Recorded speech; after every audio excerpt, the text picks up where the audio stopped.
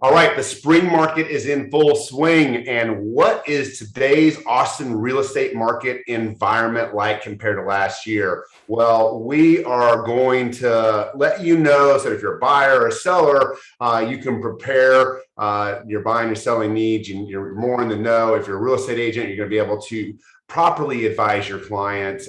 We have Chris Jacob on the broadcast with the housing report. We're going to get into him in just a second.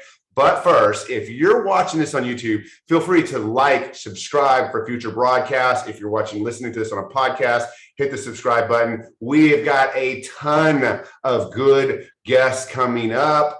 We're going to have a vacation rental expert, and a whole bunch of stuff that I won't even get into right now. And if you have any questions about the market, you're watching this on YouTube or Facebook or anything, drop them in the comment section. Chris and I are going to make this a regular thing. Okay, so now we have Chris Jacob with the Housing Report. How you doing, buddy? Oh, you're muted there. There you go. Nope, muted again. Oh, sorry about that. I am not the best when it comes to this technology. You doing okay? I'm doing great. But before we get started, did you hear the slap heard around the nation? I did see that last night. I was rocking my daughter to bed and I'm looking at my phone and Twitter was blowing up and I was like, oh my God, what's going on out there? I watched it live. I was like, wow, that's crazy. It was very interesting to say the least. Yeah. So, okay, the market, what we're wondering is what's going on this year versus next year, versus last year, and what should we read into that? Yeah. So, hey, market is continuing to stay kind of on that crazy train that we've been on now for going on 2 years. Yep. We were all kind of hoping that with the coronavirus kind of subsiding and becoming more and more used to a more normal life that we were accustomed to 2 years ago, that the market would return back to normal. And what we're actually seeing is a constriction in supply. Mm-hmm. So we're actually seeing resale homes coming to the market at a far slower pace than they were last year, the year before that, and even the 2 years before the coronavirus. Wow. So right now, resale homes year to date compared to last year to date are down about 11%. Okay. So there's 11% less homes hitting the marketplace than there was last year. Mm-hmm. And as we're all aware of, we've got an acute buyer supply who's facing pressure of interest rates and other factors in Austin trying to get here. And my gosh, those values are just going to skyrocket. So are we seeing the appreciation level, go up more than we did last year or less?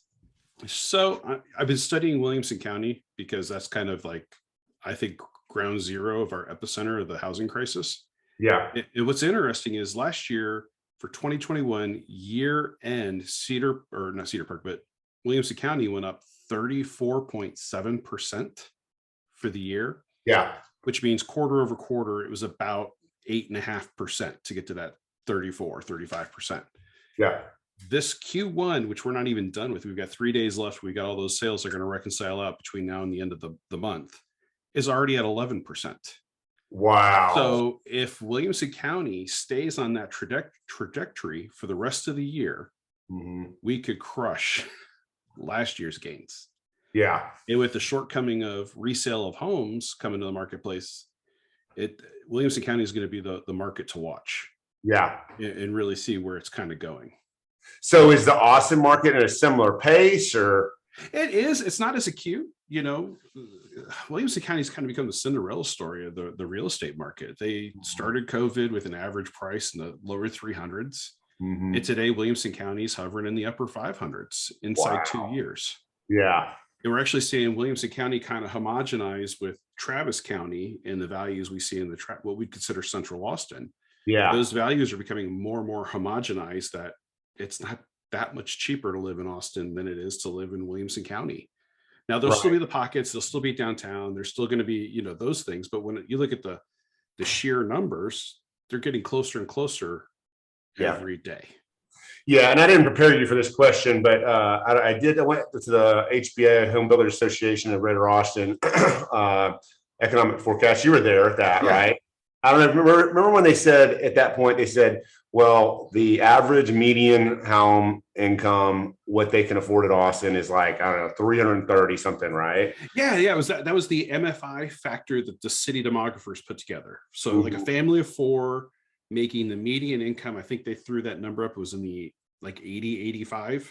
They Mhm. said the average home they should be able to afford is about $320,000. Right. And the only place at that time that Bastrop County. Bastrop County. Have you been watching that at all? I have been watching that, and that's a real thing we need to take into consideration on affordability and what does it cost to live here, Uh-huh. because it, these numbers going up. If can you pull that third chart up I sent you? Yeah, sure. The rolling 30-day average sales price. This is this one right here. Resale roll. Yeah, rolling 30-day chart. Okay. Oh wait, I'm not sharing it. Sorry, Yeah, if sorry, you can hold on. share it, because this is real. This tells the story that we're up against. Oh, I'm not sharing this one either. Wrong screen. Give me 1 second.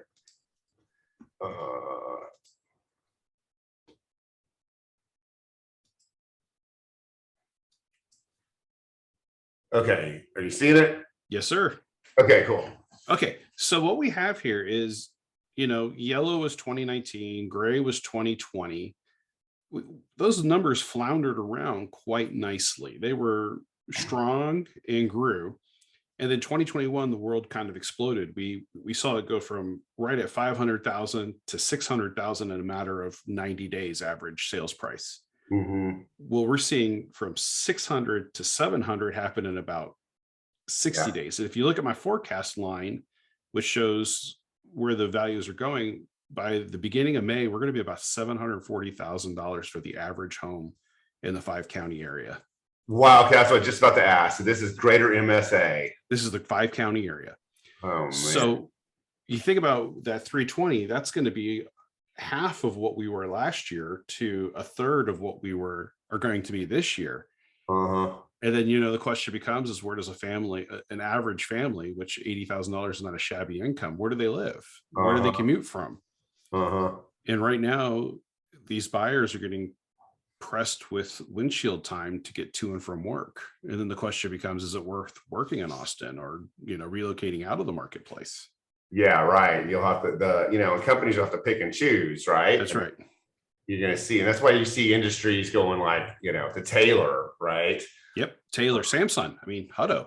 Who would have thought Hutto would see a $20 billion investment that will take 5 to 6 years to bring online? Yeah, right. What else? What other charts are we looking at?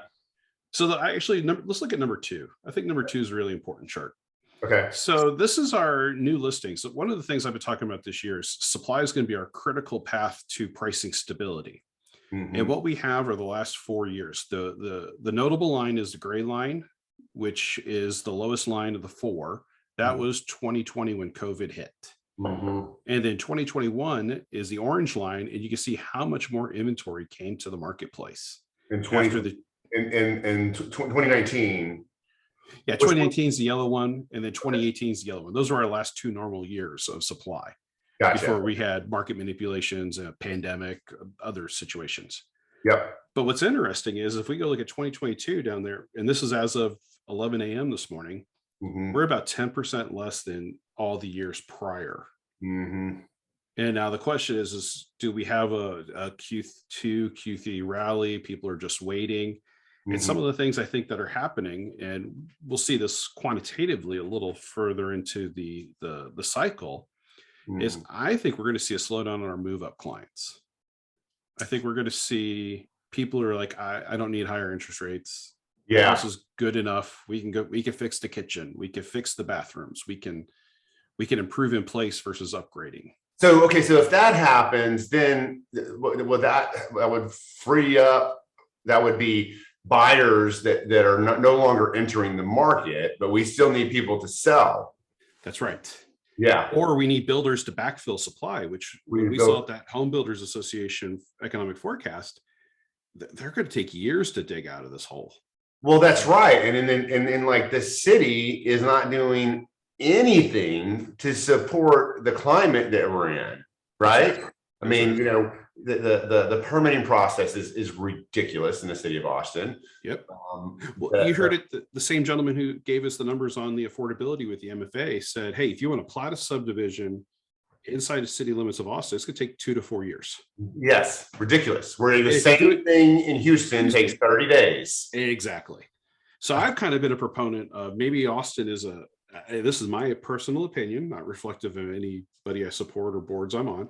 Yeah. I always feel like our half our battles are staffing issues with the city. Half of them, yeah. But is it a cultural mindset? You know what I mean? Just what can we do to improve these things? And it just seems like there's bureaucratic step after bureaucratic step after bureaucratic step within the city. Yeah, right. But the other half is the fact that we can't get a supermajority to change zoning laws. I mean, if we want to keep up with this, we need to be able to build 500 square foot efficiency units so that people don't have to drive an hour to wait tables. You know what I mean? Right. Absolutely. Absolutely. And it's kind of weird because, one of the things I felt, John Crow and I talked about this a couple of years ago, is maybe the city should tackle this a little smaller. Maybe they go through all these transit oriented developments and just go and fix all the zoning, say along Lamar, along Ben White, and just make it all high density, commercial mixed use, and then go create your buffer and not attack the single family home districts where the lawsuits come out of and shut down all the land development code.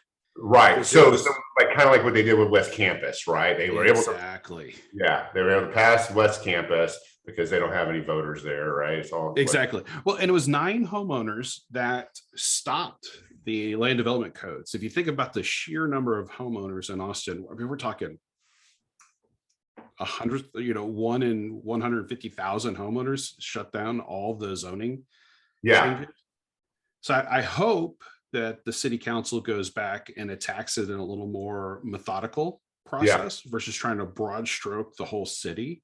Yeah. Because there's a lot of great roads. Like I was in East Austin when East 6th Street took off, and that did it organically. 0 incentives from the city, 0 input. And man, that thing just kind of blew up. One day a little apartment went up and then another one went up, and now you've got a whole new district.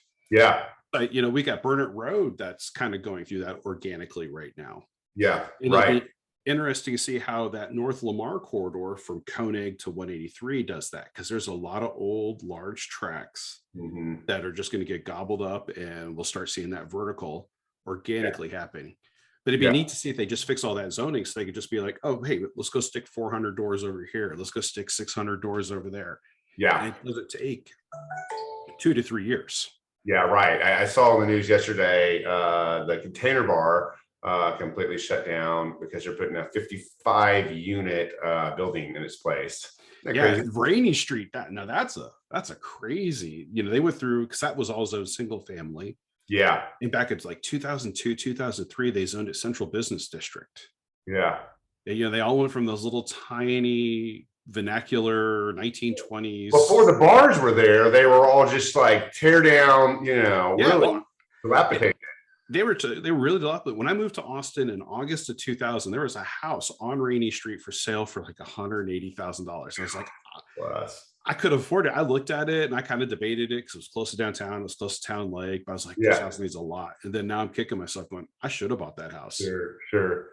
Let's look at your other slides here. Let me share my screen again.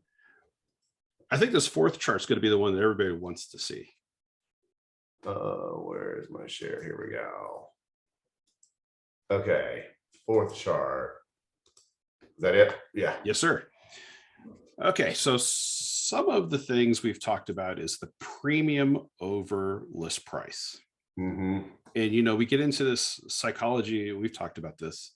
Yeah. Buyers are so used to, I got to write $50,000 to $100,000 to get this house over list price, and they get kind of burned out of writing these offers that don't get accepted. So you gave me some feedback that we thought 9% was kind of low for Williamson County. Yeah, that was Erica Albert had this question for me. I had coffee with her today. So I was like, all right, let me go look at this before we went in. So these are all the March transactions reported as of 11 a.m. this morning. And these are the cities within Williamson County. And some of the things that stuck out to me was, and what I look at in the chart here is the 68% of closings occur between the list price. So in like Austin, Williamson County, It's 100 to 117%. Cedar Park, which is kind of that town that just really blew up, it's averaging 109, but the reality is 68% of the deals close between 101 and 118. Now, what this chart doesn't really show you is that means 16% of the deals inside the city limits of Cedar Park close in excess of 118%. Wow. So if we go over to the Cedar Park, the 16% of deals, the premium is over. And in Cedar Park, that equates to $114,000 premium. On 16% of them. On 16% of the deals that close. So, one in, my math is head's hurting. So that's almost every two homes, the buyer premium out of 10 are going to be. Yeah. So if you're a buyer, it's like gambling, right? Yep. I mean, when you look at it, if there's 16%, if you play the odds and you're patient, then you're more likely to be in the 84%. It doesn't go that high. That's right. You just have to be patient, and you don't have to because all we're doing is we're hearing the big, huge stories about 117, 114, 71,000, right? But when reality, and I love the way you break this down, this information, is that's happening at 16%. So it's, if you're looking at statistics, you just play the statistics, Exactly. And then you get into the things we can't quantify when you write offers, appraisal waivers, picking up all the fees. There's other ways of making offers look really attractive to get to the top of the pile beyond. Right. And this is, what's so interesting about this. I love this information. Okay. Because if you're an investor, okay, and you're patient and you're just, you're putting out, let's say you're looking for one house to flip in 6 months. Okay. And you do one offer a day for 2 weeks, you're going to get a home. And by the time it closes, there's a good chance it's going to be $100,000 over. Right. Absolutely. Yeah, absolutely. We had an interesting house. The house next door to mine got listed about 3 weeks ago. And it was kind of funny because, everybody in the street's like, oh my God, Chris, what's this going to sell for? What's it going to sell for? And I'm like, I hadn't even looked to see what it listed for. And of course, all the neighbors look it up. It was listed in the lower 700s. And I kind of chuckled and said, man, that was grossly underpriced. Yeah. And the neighbor, of course, as soon as it went pending, I shot him a text, go, where'd you land? And he landed at $875,000. So they got almost a 20% premium.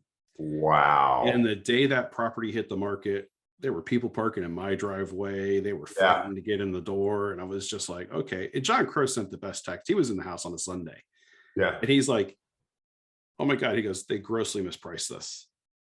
He's just like, they should have priced it a little bit higher, just to kind of weed out some of the buyers instead of like going and saying, hey, I sold it for 120% of list.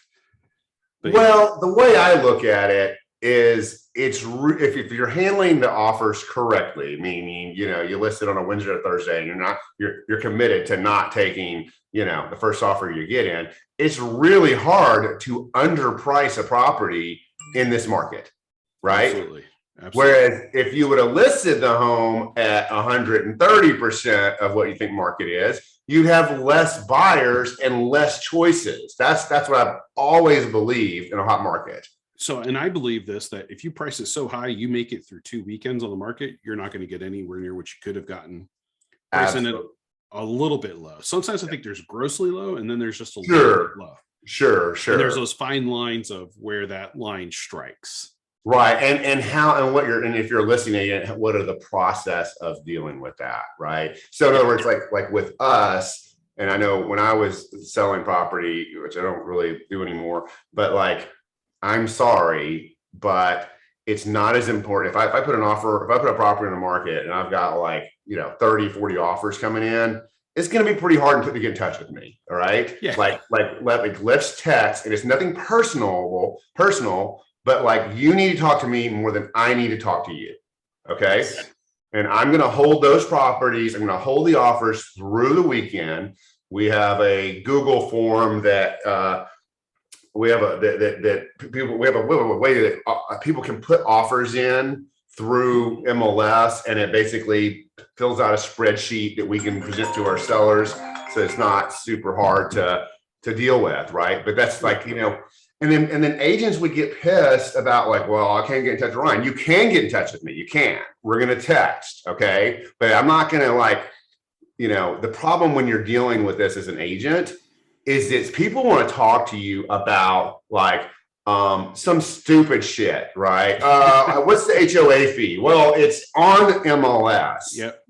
Or they're going to say, oh, well, what are my chances of getting it if it's this? What are my chances of getting it? We train our agents like, okay, now when you submit your offer, this is very important, make sure to put bullet points on the email of what your offer terms are. Send a video text to the listing agent saying, hey, I just sent you an email, but just so you know, as a recap, here's what we're offering.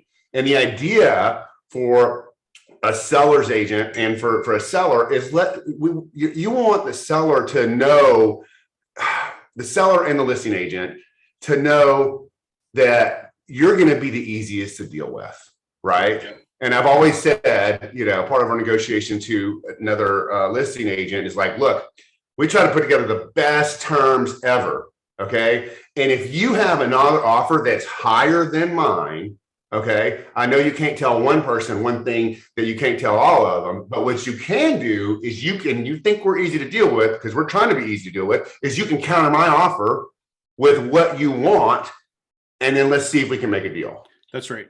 I tell people when you put those offers forward, you want to be easy, but you also want to be able to get a response back. Yes. A personal response. Yes. If you're getting a mass response, you're not in the game. Yep. Absolutely. You need that phone call where they're like, hey, we need to see this for us to make your offer. Here's our counter. You need that personal response. And the neighbor next door told me the same thing. He's like, hey, we got a great pile of offers. And at the end of the day, there were 3 agents who were willing to talk. And negotiate. And the 3 of them, this is where we landed. Yeah. Another thing that we don't want to get too much into, but like with iBuyers, like you mentioned before we got in here, they're really not much of a part of this market. They were in the first quarter. Do you have any stats on where they're at now? I did not get a chance to get that pulled up, Ryan. Yeah. And I don't, I think we talked about this. It'd be interesting next time we talk to see where it's at. I think that's going to be a seasonal thing. They're here to stay, but yeah, I think that'd be a good quarterly topic where we just kind of go and say, all right, here's the Q1 to Q1, a 1-year performance of the iBuyers to get them categorized and put them in there. I think they're hovering really, they're still about 6%, but I did not go out and isolate all the new listings and look at kind of where it was. When we talked about this about 4 weeks ago, it was about 6%, and I haven't seen any big shifts. Yeah. Another thing, what buyers need to know, buyers agents, everybody needs to know, is it's a seasonal market, right? Last year, we saw things starting to slow down at the beginning of summer, right? Absolutely. And I think there's a number of reasons for that. Mainly it's because kids are out of school, especially after being a year and a half, no one went on vacation. Like last summer was the first time everyone on vacation, the first time in a long time. But I think we're going to see the same thing. And when we see the same thing every year, it's going to be the start of the slowdown and gradually get slower towards the end of the year. Now, your buyers may say, well, I'll just wait till then. Okay. But you're going to miss the appreciation from now to then. Exactly. You're going to miss that wave. We just got one under contract. We're executing it today, completely off market. And it was one of those that it was an iBuyer who put an offer in, and you know what, we exceeded the iBuyer opportunities. The owners who are investors called us and said, I'm like, yeah, we could do that. Yeah. We're not closing for 60 or 90 days. And I'm like, it's locked in today. Who cares what happens? This is going to go up over the 60 to 90 days. Absolutely. Yeah. We bought a property at Nativo, and they were, Airbnb vacation rental, and they were 6 months late in bringing it to market. I'm like, yes, Exactly. It's interesting times out there. But I tell everybody, because we still got interest rate pressures. Yeah. What happens with interest rates? We've got right now we have the largest backlog of new homes that have not been delivered to consumers. Yeah. And I have a sneaky suspicion that with these interest rates fluctuating up a point and a half, we might see a good run of new home builds that consumers can no longer afford coming to the marketplace. That's exactly right. And we're already seeing that. So in our brokerage, we have a special group on our workplace and in an email, it says new listings that agents can subscribe to if they want it. So when one of our agents gets an email from a home builder that says, oh, this one's back on the market, then it's sent out to everyone else. So you gotta be able to find those opportunities as an agent. And I think you make a really good point, is that, you know, a lot of these buyers don't have their rate locked in. And even if they're getting a really good deal, which they are, right? Because if they've been in it for a while and it goes up 3/4 of a point, then they push them out where they're no longer can afford it. Yeah, that debt to income is going to be kind of critical. Yeah. And it's one of these things that, you know, I was telling people in our office, go make friends with on-sites. You want the phone call. You don't want the email. Yep. You want them to call you. Last year, I did 2 deals where a builder called me and go, contracts fill out. Do you have investors who want to step in? I'm like, done. Just write it up. I'll get you a name to put on the contract. Yeah, right. I think that's going to become the key going into the next 6 months is go make friends with those on-sites, get those phone calls, get your clients the house they want. Yeah. You know. Maybe bring in some coffee, you know? Yeah. Coffee, donuts. Yeah. Maybe not donuts, but, you know, small little trinkets and gifts type things, get on the top of the pile. Yeah. So Chris, where can people find you? We're still looking at the housing report on Facebook, right? Yep. Housing report on Facebook. We've got some stuff in works. I think in the next 30 days, we're going to have a small name change. We'll probably make that announcement at the AREP panel we're doing in 2 weeks. And hopefully by the end of April. Oh, that's right. You and me are doing that too. Yeah, me and you Accord. Oh, cool. Nice. Okay. Yeah, it's going to be the 3 of us up there talking real estate. So it should be pretty interesting. Oh, sweet. And I hope to, by the end of April, have widgets for people to put in their websites where all these metrics and charts that I do and we share, they could just be plugged right into your websites and communicate with the marketplace. So we've got some pretty cool stuff happening. Well, stay on for a second. I'm going to end this. Thank you again for being a guest. We're going to do this in the next 30 to 60 days just to keep, I mean, we get a lot of responses out of here. You got such a wealth of information. And I think it's very helpful to a lot of consumers and a lot of real estate agents. Once again, if you're watching this, subscribe to my YouTube channel. If you're watching this on listen to this on a podcast, I really appreciate the support of subscribing, writing a review, and any comments, please let me know. We want to know what we can ask Chris later, what questions you might have for me, what kind of content you want to see moving forward. So thanks a lot, Chris. All right, man.